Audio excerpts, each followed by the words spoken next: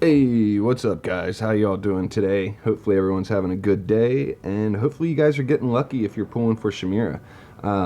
I decided to pull her to Supreme Plus, and now I'm gonna wait to see what the crossover heroes do, because I mean there's a lot of games that I've seen with crossover heroes, and a lot of times they're some of the best PvP heroes.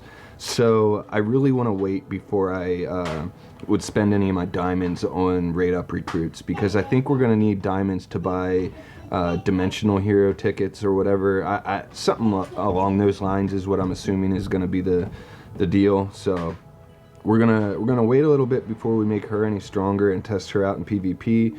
However, I think she's going to be hard to use in endgame PvP, but I think she'll be really solid for mid-game, early game, and whatnot, because she's just going to have too much trouble getting to her active when you're facing opponents that have really deep rosters. So, anyway, one good thing that came from me pulling Shamira, though, is I got all the SATRANA copies I needed for P2 SATRANA, so she is at a definite usable level.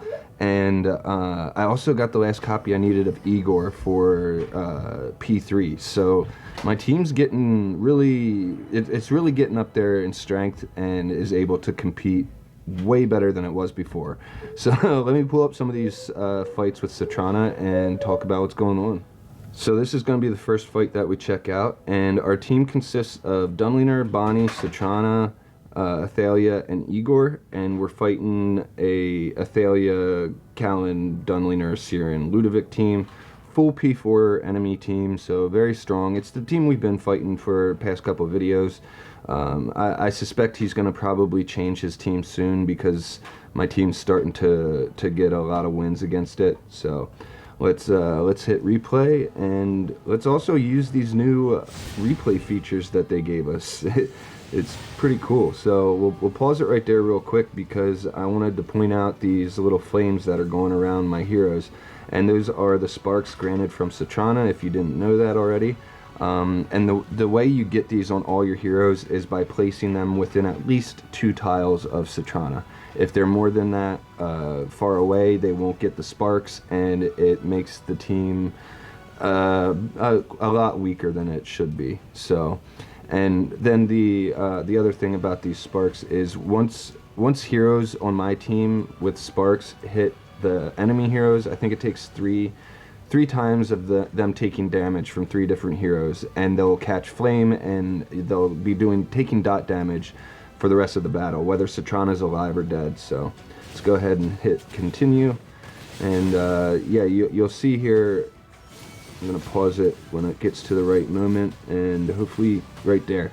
So I don't know if you can see it or not, but Ludovic back here, you can see he has fire on him, and you'll just watch his health bar and Siren's health bar. It's going to be ticking down with dot damage, and then Athalia is going to nuke him down the rest of the way. And yeah, right there. So yeah, the dot damage from Bonnie and Satrana combined with Athalia's nuking damage, it's pretty epic. And you can see the dot damage working on Callan right now, and a little bit on Dunliner. I don't think Dunliner, oh, he is on fire. Okay. Yeah, sometimes it's hard to see whether or not enemy hero is on fire or not if they ignited. But yeah, that was that one, and let's pull up another one. Alright, so in this one, looks like our Athalia did way more damage than normal. Usually she's below 2 million. It's usually Bonnie does a little bit more damage, but anyway, let's see how this one played out for us. And yeah. Now the one downfall I don't like about running Satrana is the fact that you have to group your heroes up in a pretty tight pack. And the reason I don't like that is because enemy Athalias can nuke down a lot of heroes at one time if they're in a row lined up. Also, enemy Diurnals can do the same thing. However, I never see Dio teams anymore. He's been kind of out of the meta for quite a bit. Once Bonnie and Siren came around, it was really just kind of game over for Dio teams. Now, there are things you can do to try and work around it, but it's I don't know. He's just not doing it for me at the moment. I am also still building up my Callan, so I'm thinking Callan could maybe do something for Dio. We'll have to see. There's a lot of things I want to test with him, but just can't do it at the moment.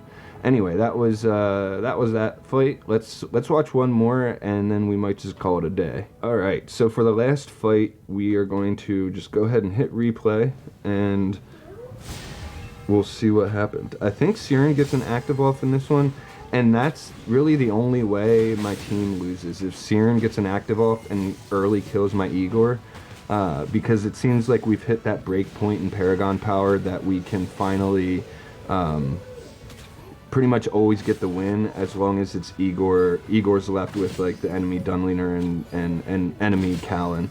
He usually can always get the kill in time with, well, the Lance of Athalia and Igor can usually get the kill in time, along with the dot damage and stuff. But yeah, you can see the Dunliner was just taking damage over and over again, even though he's not really taking a lot of attacks from my Igor and my Athalia. But yeah, anyway, so I think that's going to be the last one for today's video. I just wanted to show you guys how well this is actually working out for me now. SATRANA and Bonnie is an extremely strong combo, and then when you pair it with the combination of Igor and Athalia, it's even crazier. Dunliner, you could swap him out for heroes like Thorin, Lily May, Taylene.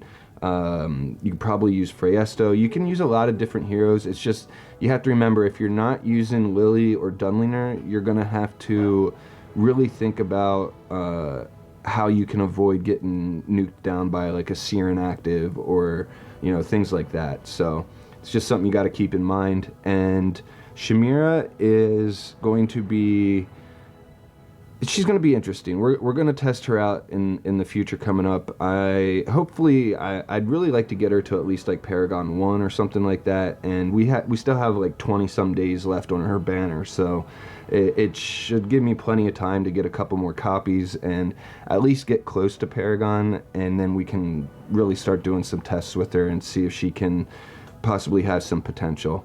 But like I said, I think she's going to be mostly good in mid to early game PvP, where your opponents might not have all the heroes they need in order to stop a hero like Shamira.